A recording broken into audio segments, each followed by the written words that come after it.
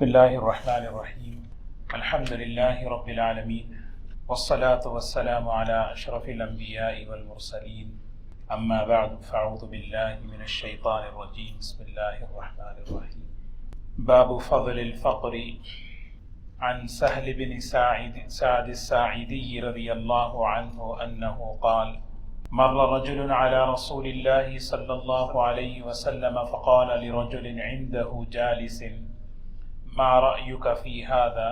فقال رجل من أشراف الناس هذا والله حري إن خطب أن ينكح وإن شفع أن يشفع. قال فسكت رسول الله صلى الله عليه وسلم. ثم مر رجل فقال له رسول الله صلى الله عليه وسلم ما رأيك في هذا؟ فقال يا رسول الله صلى الله عليه وسلم هذا رجل من فقراء المسلمين هذا حري إن خطب أن لا ينكح وإن شفع أن لا يشفع وإن قال أن لا يسمع لقوله. فقال رسول الله صلى الله عليه وسلم هذا خير من ملء الأرض مثل هذا. قابل احترام بزرگ و دوستو، حضرت امام بخاری رحمۃ اللہ علیہ نے ایک عنوان یہ قائم کیا ہے کہ فقیری غربت کی بھی ایک اعتبار سے بڑی فضیلت ہے. فقر غربت جو ہے محرومی نہیں ہے، اصل میں بہت بڑی برکت کی چیز ہے آخرت کے اعتبار سے. کوئی مسلمان اگر مقدر میں غربت لکھی ہوئی ہو، دنیاوی ساز و سامان اس کے پاس کم ہو، تو وہ مسلمان پست ہمت، پست حوصلہ، کم ہمت نہیں ہونا چاہیے، کیونکہ مسلمان غربت کے ساتھ اسلام اور ایمان یہ عیب نہیں ہے، کیونکہ اس کے پاس ایمان جیسی قیمتی نعمت ہے. مسلمان کبھی غریب نہیں ہوتا. مادی اعتبار سے ہو سکتا ہے اس کے پاس دنیاوی ساز و سامان کی کمی ہو، لیکن ایمان جیسی قیمتی نعمت اس کے پاس ہے، اسلام جیسی قیمتی نعمت اس کے پاس ہے. تو اسی لیے دو باتیں ہیں یہاں. ان حدیثوں کا جو خلاصہ علماء نے لکھا ہے کہ اللہ تعالیٰ نے کسی مسلمان کو دنیاوی اعتبار سے یہ فیصلہ فرمایا ہے، اور اللہ کی حکمت یہ ہے کہ اس کے پاس دنیاوی اعتبار سے ساز و سامان کم ہے، وہ جو ہے اپنے دل کو کیا ہے پست نہ کرے. اور دوسری چیز، اللہ تعالیٰ نے کسی کو مالی اعتبار سے نوازا ہے تو وہ غریبوں کو حقیر نہ سمجھے، ان کے ساتھ تحقیر کا معاملہ نہ کرے. فقر دو طرح کا ہوتا ہے، ایک اختیاری ہے، ایک اضطراری ہے. اختیاری کا معنی یہ ہے کہ پسند سے لیا جائے، جیسے حضور اکرم صلی اللہ علیہ وسلم نے اپنے لیے پسند فرمایا الفقر فخری، فقر غربت میرے سر کا تاج ہے. یہ حدیث ہے، کتنی بڑی بات ہے. الفقر فخری، غربت جو ہے، فقیری، یہ میرے سر کا تاج ہے. اور دوسرا اضطراری ہے کہ آدمی، یعنی اس کی مقدر میں ہی لکھا ہوا ہے. اور یہ چیز ایسی ہے کہ بعض مرتبہ یہ فقر، یہ غربت دین کے فتنوں کا سبب بھی بن سکتی ہے. حضور صلی اللہ علیہ وسلم نے فرمایا کاد الفقر ان یکون کفرا، بعض مرتبہ یہ غربت آدمی کو کفر میں مبتلا کر دیتی ہے. تو اسی لیے علماء فرماتے ہیں معاش کے اعتبار سے، روزی کے اعتبار سے ایمان والے کی تین حالتیں ہوا کرتی ہیں. ایک حالت کیا ہے؟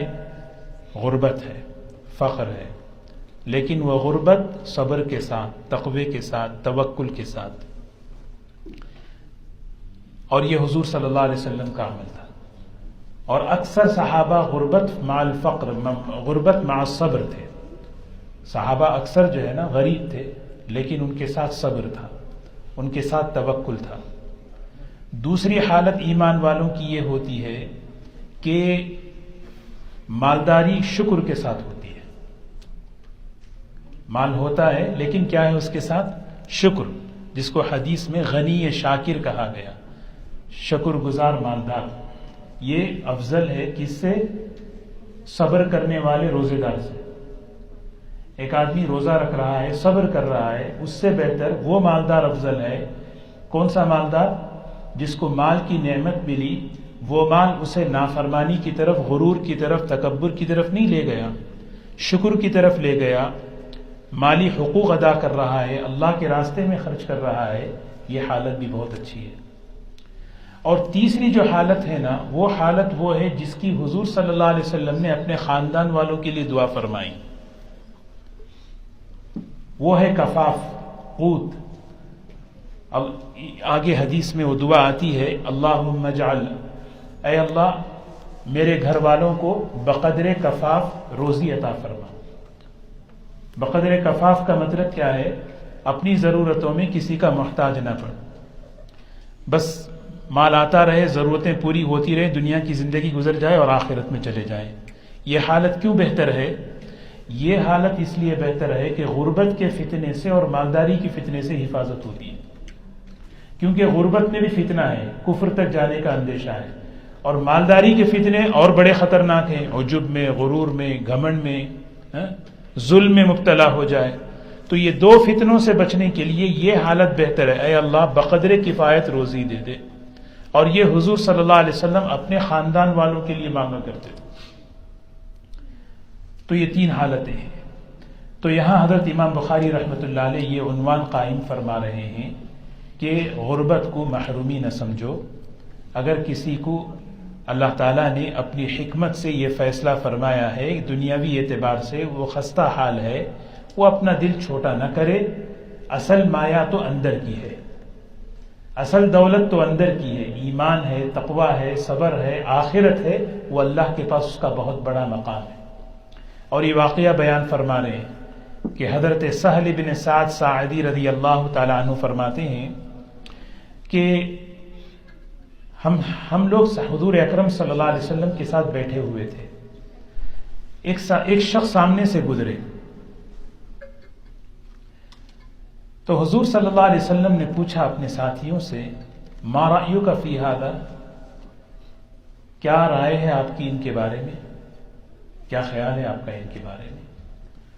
تو مجلس میں کوئی صحابی تھے، انہوں نے کہا ھذا رجل من اشراف الناس، یہ بڑا آدمی ہے، معزز آدمی ہے، بگ مین، یہ بہت بڑا آدمی ہے، اشراف الناس. اور اشراف الناس کی علامتیں انہوں نے کیا بتائی؟ اگر کہیں پر یہ اپنا پیغام نکاح کا بھیج دے تو ان کا رشتہ قبول ہو جائے، اور اگر کوئی سفارش کسی کی کر دے تو ان کی بات کی لاج رکھ لے، کوئی ان کی بات کو رد نہ کرے. ان کا ایک وزن ہے، ان کا ایک مقام ہے. فسکت رسول اللہ، آپ خاموش ہو گئے، کچھ نہیں کہا. تھوڑی دیر بعد ایک اور آدمی سامنے سے گزرا تو پوچھا بھئی ان کے بارے میں آپ کی کیا رائے ہے؟ تو پھر وہ صحابی کہنے لگے یا رسول اللہ صلی اللہ علیہ وسلم ھذا رجل من فقراء المسلمین، یہ مسلمانوں کے غریب فقیر لوگوں میں سے ہے. ان کا یہ ہے کہ اگر کہیں رشتہ بھیجے تو ان کو کوئی لڑکی نہ دے، اور اگر کسی کی سفارش کریں تو ان کی بات قبول نہ ہو، ان کی بات سنی نہ جائے، بس یہ عام آدمی ہیں. حضور صلی اللہ علیہ وسلم نے ایک جملہ فرمایا. حضرت علامہ انور شاہ کشمیری رحمۃ اللہ علیہ فرماتے ہیں، بڑے محدث تھے، پورے حدیث میں میری نظر سے کبھی اتنا مبالغے کا جملہ کہیں نہیں گزرا. یہ جملہ جو حضور صلی اللہ علیہ وسلم نے فرمایا، وہ کیا فرمایا؟ فرمایا ھذا خیر من ملء الارض مثل ھذا. یہ جو آدمی جو جا رہا ہے، جس کے بارے میں تم نے کہا کہ یہ فقراء مسلمین میں سے ہے، ان کی بات نہ سنی جائے گی، اس کا مقابلہ وہ جو آدمی اشراف الناس، مالدار، ظاہری اعتبار سے مال و دولت ہے، زمین بھر کر بھی اگر ایسے لوگ ہو جائیں اس ایک آدمی کا مقابلہ نہیں کر سکتے. اس ایک آدمی کا مقابلہ ایسے زمین بھر کر بھی اگر ہو جائے، کیوں؟ وجہ اس کی یہ ہے کہ ان کے اندر جو ہے نا وہ ایمان کی، تقوی کی، اللہ سے توکل کی وہ مایہ ہے۔ تو حضور اکرم صلی اللہ علیہ وسلم یہ بتا رہے ہیں کہ اصل جو چیز ہوتی ہے وہ اندر کی جو ہے مایہ ہے، وہ ایمان ہے۔ ظاہری اعتبار سے آدمی خستہ حال ہو، بے حیثیت ہو، اسی لیے کبھی کسی ظاہری حالت کو دیکھ کر آدمی فیصلہ نہ کرے۔ اکرام کی بنیاد ایمان ہے، اکرام کی بنیاد آدمی کی ظاہری حالت نہیں ہے کہ آدمی ظاہری حالت کو دیکھ کر اکرام کرے اور کسی کے خستہ حالت کو دیکھ کر اس کے ساتھ تحقیر کا معاملہ کرے، اس کو حقیر سمجھے۔ یہ تو محرومی کی بات ہے، یہ سب سے بڑی محرومی ہے، کسی کے بارے میں تحقیر کا جذبہ اپنے دل میں رکھنا۔ حضرت اسامہ رضی اللہ تعالی عنہ قبول صورت نہیں تھے، کیونکہ ان کے والد جو ہے باہر سے آئے ہوئے تھے، رنگ ان کا بالکل سیاہ۔ تو حضور صلی اللہ علیہ وسلم عرفات کے میدان میں ہیں، سورج ڈوب گیا، نکلنا ہے، انتظار کر رہے ہیں کسی کا۔ تو سارے صحابہ انتظار کر رہے ہیں، کس کا انتظار ہو رہا ہے؟ اتنے میں حضرت اسامہ رضی اللہ عنہ آئے۔ آپ نے فرمایا اسامہ آ گئے، اب چلو۔ تو گویا یہ فرمایا اب تک میں انتظار اسامہ کا کر رہا تھا۔ تو اس کو دیکھ کر ایک گروپ، ایک جماعت نے حضرت اسامہ رضی اللہ تعالی عنہ کے بارے میں بڑا تحقیر کا جملہ کہا، اَلِهَذَا الْأَسْوَدُ حَبَسَنَا، اس آدمی کی وجہ سے آپ نے ہمیں روکے رکھا۔ حضرت عروہ رضی اللہ تعالیٰ عنہ فرماتے ہیں یہ جو تحقیر کا جملہ تھا اس قبیلے والوں کی ایمان سے محرومی کا ذریعہ بن گیا۔ حضور صلی اللہ علیہ وسلم جب دنیا سے رخصت ہوئے، جو قبیلے مرتد ہوئے ان میں سب سے پہلا قبیلہ یہی مرتد تھا، اور فرماتے ہیں کہ یہ ان کے ارتداد کی وجہ جو بنی ہے وہ اس کی حقارت کی وجہ ہے۔ اسی لیے دوستو کبھی بھی کسی کی حقارت دل میں نہ ہو، ہر ایک کا اکرام، ہر ایک کا احترام، کہ دل کے اندر۔ آگے ایک اور واقعہ حدیث میں بیان فرمایا اس میں کہ کچھ صحابہ حضرت خباب رضی اللہ تعالیٰ عنہ کی عیادت کے لیے گئے۔ حضرت خباب رضی اللہ تعالیٰ عنہ بیمار تھے، اب وہاں پہنچے، بیماری کی حالت میں بات چیت ہو رہی تھی۔ تو بات چیت کرتے کرتے حضرت خباب رضی اللہ تعالیٰ عنہ بڑے پرانے صحابی، قدیم صحابہ میں تھے، کہنے لگے دیکھو ایک زمانہ ایسا تھا ہم نے حضور اکرم صلی اللہ علیہ وسلم کے ساتھ ہجرت کی اور اللہ کو وہ ہجرت پسند آئی، اور اللہ تعالیٰ نے اپنے ذمے وہ ہجرت کا جو ہے اجر اپنے ذمے لے لیا۔ کتنا یقین تھا صحابہ۔ کہنے لگے کہ جس وقت ہم نے ہجرت کی وہ جماعت مہاجرین کی، اس میں دو قسمیں تھیں۔ ایک وہ قسم ہے جو دنیا سے رخصت ہو گئی، آدمی جب درخت لگاتا ہے پھل نکلنے سے پہلے ہی مر جاتا ہے۔ بعض لوگ وہ ہوتے ہیں جن کو، بہت کم لوگوں کو پھل کھانا نصیب ہوتا ہے۔ تو صحابہ کہتے تھے کہ ہم میں دو قسم کے لوگ، ایک وہ لوگ تھے جنہوں نے دین کے لیے قربانیاں دی، انہوں نے کوئی بدلہ دنیا میں دیکھا ہی نہیں، دنیا سے رخصت ہو گئے۔ اس میں کون تھے؟ فرمایا منہم مصعب بن عمیر رضی اللہ تعالی، حضرت مصعب بن عمیر رضی اللہ تعالی عنہ۔ حضرت مصعب بن عمیر، ان کی زندگی کیسی تھی؟ اسلام لانے سے پہلے مکی زندگی میں، مکہ مکرمہ میں یہ ایک ہیرو سمجھے جاتے تھے۔ ان کے جوڑے شام سے آتے تھے، خوشبو باہر سے آتی تھی، نوجوان بچے ان کی چال چلنے کو فخر سمجھتے تھے۔ کپڑے پر دھول لگنا تو دور کی بات، ایسے پاک صاف کسی راستے سے گزر جاتے تو لوگ سمجھتے یہاں سے مصعب بن عمیر گزرے۔ انہیں ایسی ناز و نعمت پہ پلا ہوا نوجوان، جب ایمان سامنے آیا تو قبول کر لیا، اور جب ایمان کو قبول کر لیا تو پتہ چلا ماں کو اور چچا کو، والد کا تو انتقال ہو گیا۔ تو چچا نے بلا کر کہا دیکھو جس مال پر تم عیاشی کر رہے ہو، عیش و عشرت کر رہے ہو، یہ تمہارے باپ کا ہے، تمہارا نہیں ہے۔ دو آپشن ہیں تمہارے پاس، ایمان چھوڑ دو، یہ ساری عیش و عشرت کی راحت کے نقشے تمہیں ملیں گے، اگر ایمان پسند ہے، ایمان چاہیے تو پھر تم یہاں سے نکلو۔ حضرت مصعب بن عمیر رضی اللہ تعالی عنہ نے ہر راحت کو قربان کیا، ہر چیز کو، ہر عیش کو قربان کیا ایمان کے مقابلے میں۔ ماں کو بہت غصہ آیا. مالک بنت خناس، اس نے کہا میرا بیٹا ایمان کے لیے جا رہا ہے. اس نے کہا کہ یہ جو کپڑا پہنا ہوا اس کو بھی نکال دے. روایتوں میں آتا ہے سب سے پہلے ایمان کی نسبت پر جس کے کپڑے نکالے گئے وہ ابراہیم علیہ السلام ہے، اور حشر کے میدان میں سب سے پہلے انہی کو لباس پہنایا جائے گا. تو صحابہ نے پوچھا آپ سے پہلے بھی؟ فرمایا میرے سے پہلے بھی، کیونکہ سب سے پہلے ایمان کی نسبت پر ان کو ننگا کیا گیا تھا. اور یہاں حضرت مصعب بن عمیر کو ان کے کپڑے، ماں نے ان کے کپڑے نکال دیے. کہا جا. پھر پتہ نہیں ماں کی ممتا ایک چادر اٹھا کے دے دی. اسی چادر کو لے کر آئے اور جو ہے نا مسجد مکہ مکرمہ میں حضور اکرم صلی اللہ علیہ وسلم کے ساتھ. دیکھیں نا، یہ حضرت مصعب بن عمیر کی پہلے کی زندگی، اب ایمان کے ساتھ کیسی زندگی.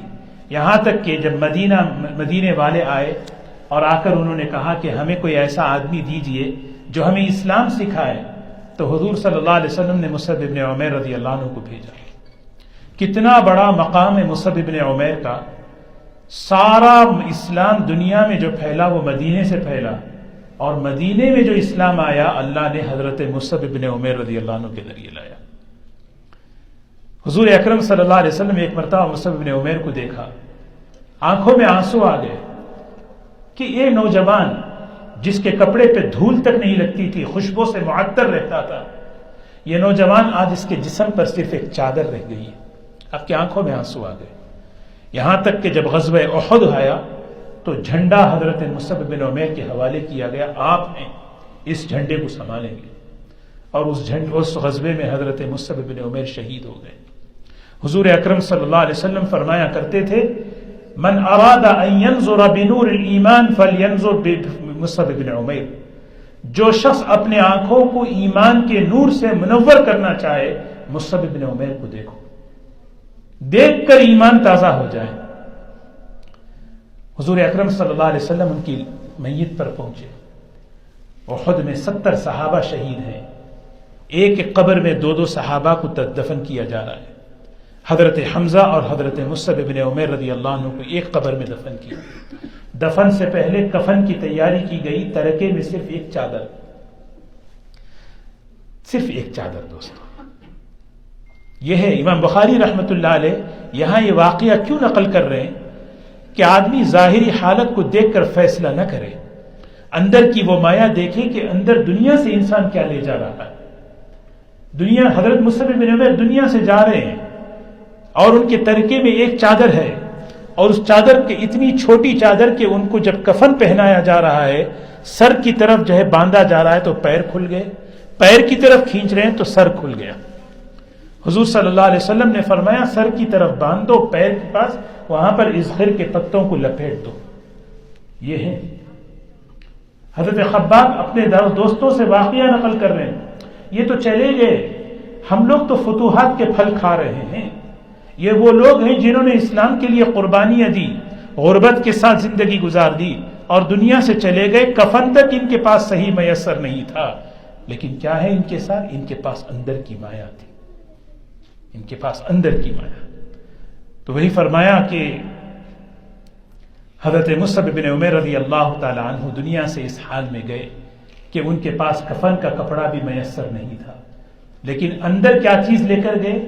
اندر ایمان لے کر گئے، تقوی لے کر گئے. اسی لیے دوستو کبھی کسی کوئی مسلمان غریب ہے کبھی اس کی حقارت دل میں نہ آئے. ظاہری طور پر آدمی کتنا ہی خستہ حال کیوں نہ ہو، ایمان ہے، اسلام ہے اس کا. یہاں تک کہ اللہ اکبر، ہمیں تو کسی غیر مسلم کی بھی تحقیر نہیں ہونی چاہیے ہمارے دل میں، گنہگار کی بھی حقارت دل میں نہیں آنی چاہیے. حضور اکرم صلی اللہ علیہ وسلم صحابہ سے بیعت لیتے تھے، بیعت کرو، اقرار کرو اس بات کا کہ میں گناہ کی نفرت کروں گا، گنہگار سے نفرت نہیں کروں گا. انا نکرہ المعاصی لا نکرہ العاصی، ہم کراہت کریں گے گناہوں سے لیکن گنہگار سے نہیں. پتہ نہیں کب توبہ کی توفیق ہو جائے، کب اس کو ولایت مل جائے، کب وہ اللہ کا محبوب بن جائے. اور ہماری حالت اسی لیے جب کبھی کوئی اللہ تعالیٰ توفیق دے نیکیوں کی، آدمی اپنے کو بھلا سمجھنے نہ لگے، کیونکہ ہمارا خاتمہ چھپا ہوا ہے. ذرا لوگوں کی دو باتیں تعریف کی ہو جائیں دھوکے میں آ جاتا ہے آدمی. حضرت عبداللہ اندلسی رحمۃ اللہ علیہ کا واقعہ علماء لکھتے ہیں کیسے ہزاروں خلفاء ان کے ساتھ، ہزاروں اللہ والے ان کے شاگرد، قرآن کے حافظ، حدیث کے حافظ، سبع قرات کے حافظ، ایک علاقے میں پہنچے. بس وہاں وہ عیسائیوں کا علاقہ تھا. چرچ کو دیکھا، پادریوں کو دیکھا، دل کے اندر ایک بات آئی، اور وہ بات ایسی آئی کہ اپنے ایمان پر فخر آ گیا. ان سے کسی نے پوچھا کیا وجہ تھی جو آپ جو ہے نا بدل گئے تھے؟ وہ بتا رہے ہیں، بڑے غور سے سننے کی بات ہے. حضرت نے فرمایا جب میں اس علاقے میں پہنچا تو وہ چرچ کو دیکھ کر، وہاں کے لوگوں کو دیکھ کر میرے دل میں اپنے ایمان پر فخر پیدا ہوا. تو اچانک غیب سے آواز آئی، یہ جو ایمان تمہیں ملا ہے یہ ہماری توفیق ہے، یہ تمہارا ذاتی کمال نہیں ہے. آدمی اپنے ایمان کو، اپنے اسلام کو اپنا ذاتی کمال نہ سمجھے کہ میں بھی کچھ ہوں. بس جس کو میں نے اپنا فخر سمجھا، ایک دل کے اندر سے ایک عجیب سی چیز نکل گئی. وہ کیا تھی؟ وہ ایمان تھا. اللہ نے اٹھا لیا. اللہ ہم سب کی حفاظت فرمائے. دوستو، حقارت، تحقیر یہ بڑے محرومی ہیں، تباہی کا ذریعہ ہیں. بعض خطرناک چیزیں جس سے ہمارا ایمان، ہماری روحانیت بگڑ جاتی ہے، اس میں وہ ایک بڑا عمل ہے کسی مسلمان کی حقارت، اور خاص طور پر کسی مسلمان کی خستہ حالت کو دیکھ کر، اس کی دنیاوی ظاہری بے حیثیت کو دیکھ کر آدمی حقیر سمجھے، اس کے ساتھ حقارت کا معاملہ کرے، اس کے ساتھ بالکل یہ چیز اللہ کو پسند نہیں ہے. اللہ تعالی ہم سب کی حفاظت فرمائے. اللہ تبارک و تعالی ہمیں ہر ایک کا اکرام کرنے کی توفیق نصیب فرمائے. ایک دعا ہے بخاری شریف کا، جو ہے جب مطالعہ کر رہا تھا تو بڑی اچھی دعا. وطر کے بعد حضور صلی اللہ علیہ وسلم جو ہے سبحان الملک القدوس، سبحان الملک القدوس، سبحان الملک القدوس پڑھا کرتے تھے. جب بھی وطر کی نماز پڑھے تو یہ دعا پڑھیں، یہ سنت ہے. اور صحابہ، سبحان اللہ، ہمارا جو دین ہمیں ملا ہے یہ نقل نہیں ہے بلکہ عملاً تواتر کے ساتھ پہنچا ہے.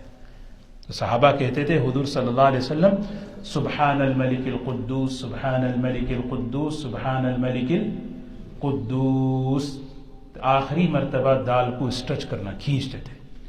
ہاں، یہ دعا ہمیشہ ذہن میں رکھیں، اس کو پڑھیں. سبحان اللہ بحمدہ، سبحانک اللہم بحمدک، نشہد ان لا الہ الا انت، نستغفرک ونتوب الیک، نستغفرک ونتوب الیک. سبحان ربک رب العزة عما یصفون، وسلام علی المرسلین، والحمد للہ رب العالمین.